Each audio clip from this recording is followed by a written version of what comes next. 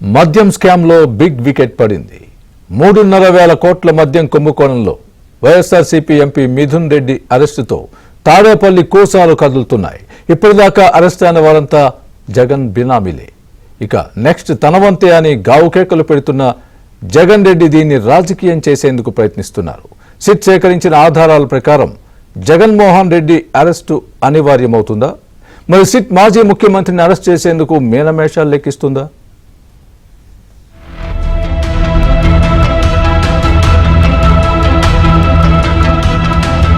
ఇప్పుడు మీకు చెప్పబోయే ఈ వార్త గురించి చెప్పాలంటే 6 ఏళ్ల ఫ్లాష్ బ్యాక్ వెళ్ళాలి. 2019లో ముఖ్యమంత్రిగా పాలనా పగ్గాలు చేపట్టిన జగన్ రెడ్డి తనకు తాబేదారులుగా కొందరిని పెట్టుకున్నారు. వారిలో విజయసాయిరెడ్డి, మిథున్ రెడ్డిలు ఎంపీలు. వీరితో పాటు రాజకేశ్ రెడ్డి, బాలాజీ గోవిందప్ప అనే సదరు వ్యక్తులు జగన్కు రోజువారీ ఆదాయం ఎలా దోచుకోవాలో ఐడియా ఇచ్చిన ఘనులు. పవర్లోకి వస్తే మద్యపాన నిషేధం విధిస్తామని చెప్పిన జగన్ రెడ్డి ఆ హామీని గాలి కొదిలేశారు. పేదలను పీల్చి పిప్పి చేస్తున్న మద్యాన్నే తన ఆదాయ వనరుగా మార్చుకున్నారు.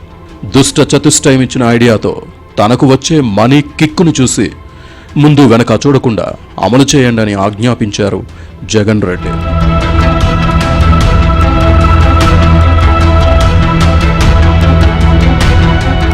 డిస్టిలరీలు చూసే అధికారుల నుంచి అమ్మేవారి దాకా అందరినీ సెట్ చేసుకున్నారు. పేదలు తాగే మద్యంను కేసుల్లో పెట్టి విక్రయిస్తారు. ఒక్కో పెట్టే మద్యం కేసు బేసిక్ ధరలో జస్ట్ 150 రూపాయల నుంచి 600 వరకు వసూలుకు దుష్ట చతుష్టయం బ్లూ ప్రింట్ రెడీ చేసింది. ఈ దుష్ట చతుష్టయానికి బాస్గా అప్పట్లో సకల శాఖల మంత్రిగా పేరుగాంచిన సజ్జల ద్వారా పేదల రక్తం నుంచి ప్రతి నెల కనీసం 50 నుంచి 60 కోట్లు తాడేపల్లి ప్యాలెస్లో ఉండే బిగ్ బాస్కు ముట్ట చెప్పేవారు. ఈ డబ్బు రాజకేశ్ రెడ్డి నుంచి విజయసాయిరెడ్డి, మిథున్ రెడ్డి, బాలాజీ గోవిందప్ప ద్వారా ప్యాలెస్ కింగ్ జగన్కు చేరేవి. ఈ వ్యవహారం అంతటికి కర్త కర్మ క్రియ అన్నీ తానే వ్యవహరించారు వైసీపీ ఎంపీ మిథున్ రెడ్డి. ఇదంతా జరిగిన కథ.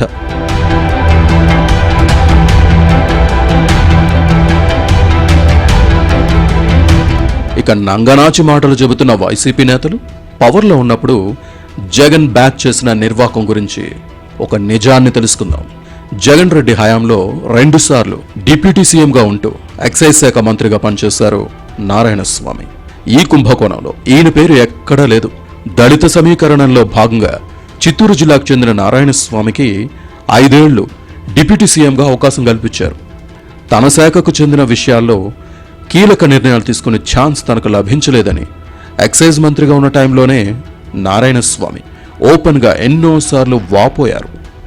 అయితే తాను మంత్రిగా ఉన్నప్పుడు మద్యం పాలసీ మార్చిన విషయం మాత్రమే తనకు తెలుసని, మిగిలిన విషయాలు ముడుపుల వ్యవహారం తనకు తెలియదని వీడియో కాల్ విచారణలో మాజీ మంత్రి నారాయణస్వామి సిట్కు తెలిపినట్లు సమాచారం. దీన్ని బట్టి అర్థమవుతుంది ఏంటంటే జగన్ చేసిన కొత్త మద్యం పాలసీలో కూడా ఆనాటి మంత్రి నారాయణస్వామి పాత్ర అంతంత మాత్రమే అన్నది స్పష్టమవుతుంది.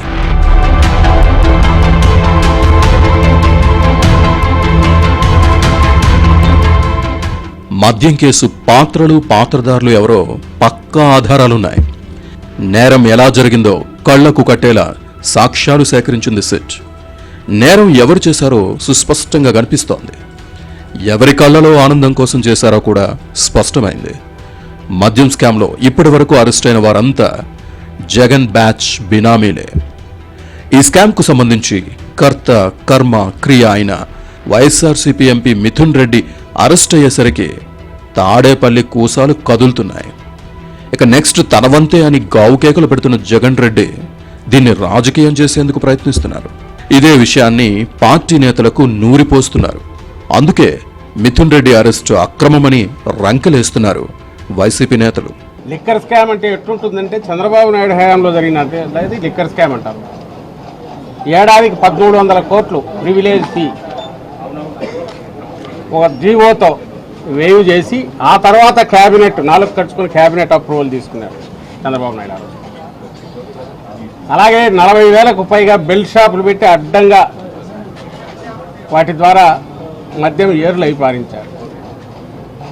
4-5 డిస్టిలరీలకు 50% పైగా ఆర్డర్లు ప్లేస్ చేసి పక్షపాతం చూపించారు. 4,000 5,000 మద్యం షాపులు సిండికేట్ ఫామ్ చేసి తమ పార్టీ నాయకులకు ఇచ్చి ఈరోజు అదే చేస్తున్నాడు, ఇంకొంచెం అడ్డగోలుగా చేస్తున్నాడు, తద్వారా దోపిడీ చేస్తున్నాడు. అందుకు ఆధారాలతో సహా ఆ రోజు సబ్మిట్ చేసినవి ఆ కేసు. ఈరోజు మా హయాం అంటే జగన్మోహన్ రెడ్డి గారి హయాంకు సంబంధించి ఘోరాలు జరిగిపోయాయని ఈరోజు కథలు రాస్తున్నారు. 2 రోజుల ముందే ఏమి కల్పిత పాత్రలు క్రియేట్ చేయబోతున్నారు, కేసులో కొత్త మలుపులు ఏం తిప్పబోతున్నారు వీళ్ళు, ఎందుకంటే అంతా ఊహాజనితమే, వీళ్ళు లేదనుకుంటే అది క్రియేట్ అవుతుంది. ఇప్పుడు వాస్తవంలోకి వస్తే తాడేపల్లి ప్యాలెస్ సమర్పణలో జగన్ ముఖ్యమంత్రిగా ఉన్న సమయంలో చేసిన మద్యం కుంభకోణం అక్షరాల 3,500 కోట్లు. ఈ విషయాన్ని కూటమి ప్రభుత్వం ఏర్పాటు చేసిన ప్రత్యేక దర్యాప్తు బృందం సిట్ తేల్చి చెప్పింది. మద్యం కుంభకోణం పురుడు పోసుకున్నప్పటి నుంచి తాడేపల్లిలో ఉండే బిగ్ బాస్ జగన్కు ముడుపులు చేరేదాకా డబ్బులు ఎలా చేతులు మారే, ఇందుకు వారు చేసిన అరాచకాలను సవివరంగా పేర్కొంది సిట్. కలెక్షన్ గ్యాంగులుగా కూడా ఈ దుష్ట చతుష్టయంగా ఉన్న విజయసాయిరెడ్డి, మిథున్ రెడ్డి, రాజ్ కసిరెడ్డి, బాలాజీ గోవిందప్ప వ్యవహరించారు. పక్కా ప్రణాళికతో 7 డెన్ల నుంచి మనీ రూటింగ్ చేసినట్లు కనుగొన్నారు సిట్ అధికారులు. తాడేపల్లిలో ప్రధాన డెన్, హైదరాబాద్లో 6 డెన్ల అడ్రస్లు, వాటి పాత్రదారుల పేర్లు కూడా బహిర్గతపరిచింది సిట్.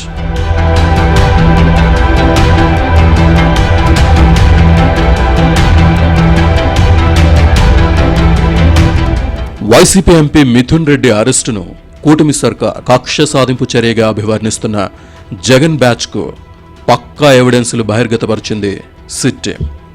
హైదరాబాద్లోని బంజారాహిల్స్, జూబ్లీహిల్స్, ఫిల్మ్ నగర్, నానక్ రామ్గూడ, హైదర్గూడ, నార్సింగి 6 ప్రాంతాల్లో తాడేపల్లి డెన్తో కలిపి 7 డెన్లను గుర్తించింది సిట్. పక్కాగా అడ్రస్లతో సహా ఛార్జ్షీట్లో పేర్కొంది. తాడేపల్లి ల్యాండ్ మార్క్ అపార్ట్మెంట్లో కరెన్సీ కట్టల మధ్య నిలుచుని ఓ వ్యక్తి డబ్బును బిగ్ బాస్కు చూపించిన వీడియోలు కూడా రిట్రీవ్ చేశారు. ఇక మనీని ఎవరెవరికి ఎలా పంపాలనే ఆదేశాలు తాడేపల్లి నుంచే వచ్చినట్లు ఆధారాలు సేకరించారు. మద్యం స్కామ్ నుంచి వచ్చిన మనీలో 250 కోట్లను 2024 అసెంబ్లీ ఎన్నికల్లో వైసీపీ నేత చెవిరెడ్డి భాస్కర్ రెడ్డి నెల్లూరు, చిత్తూరు, ప్రకాశం జిల్లాల్లో అభ్యర్థులకు పంపిణీ చేసినట్టు ఛార్జ్షీట్లో పేర్కొంది సిట్.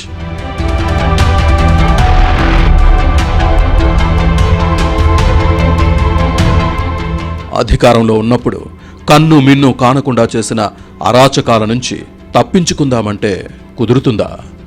సాక్ష్యాలు, ఆధారాలు పక్కాగా ఉండడం వల్లే ఎంపీని అరెస్ట్ చేశామంటోంది సర్కార్. ఒక ఎంపీని ఆషామాషీగా ఎలా అరెస్ట్ చేస్తారని ప్రశ్నిస్తున్నారు హోంమంత్రి అనిత. కల్తీ మద్యంతో ప్రజల ప్రాణాలతో చెలగాటమాడి ఇప్పుడు అరెస్ట్ చేస్తే కక్ష సాధింపు చర్యలు అంటారా? డిజిటల్ చెల్లింపులు లేకుండా 1,000 కోట్లు దోచుకున్న వారిని సిట్ అధికారులు విచారణ చేస్తే ఎందుకు భయపడుతున్నారని నిలదీస్తున్నారు మంత్రులు. Review of code. I think I'll make sure that I'll speak to cabinet because it's not just that I want to voice out my opinion. Later I don't want to correct it. At the appropriate time, once I sit with the cabinet and with honorable chief, definitely. No, there is no such vendetta. There is no thought of vendetta. I don't believe in vendetta, but if some gross mistakes happen, I think law will take its consequences. Beyond that, అది అక్రమ అరెస్టో సక్రమ అరెస్టో కోర్టులు చెప్తాయండి. ఒక ఎంపీని arrest చేయడం అనేది it's not a easy thing. ఎన్నో ఎవిడెన్స్లు ఉండి పక్కా ఎవిడెన్స్లు ఉంటేనే కానీ ఒక ఎంపీని అరెస్ట్ చేయలేం. ఈరోజు నాలాంటి దాన్నో మీలాంటి దాన్నో తీసుకొచ్చి ప్రతిపక్షంలో ఉన్నప్పుడు ఎలాగోలాగా చేసేవచ్చు, ఏదైనా కేసు పెట్టవచ్చు. కానీ ఒక ఎంపీ మీద అరెస్ట్ చూపించారు అనేటప్పుడు వితౌట్ ఎనీ ఎవిడెన్స్ చేయకూడదు అలా ఏమి రూల్ ఏం లేదు. వితౌట్ ఎవిడెన్స్ ఉంటేనే మేము చేస్తాం, ఎవిడెన్స్తోనే చేశారు. కాబట్టి అవన్నీ అక్రమమా సక్రమా అని కోర్టులు తెలుస్తాయి, కోర్టులో తెలుసుకోండి. దానికి ఎందుకు ఇక్కడికి వచ్చి గగ్గోలు పెట్టడం? 100 గొడ్లను తిన్న రాబంధు ఒక్క గాలివానకు కూలినట్లు జగన్ రెడ్డి జమానాలో జరిగిన మద్యం స్కామ్లో కూడా మిథున్ రెడ్డి అరెస్టుతో బిగ్ బాస్ బండారం బయటపడుతుందా లేదా అన్నది చూడాలి.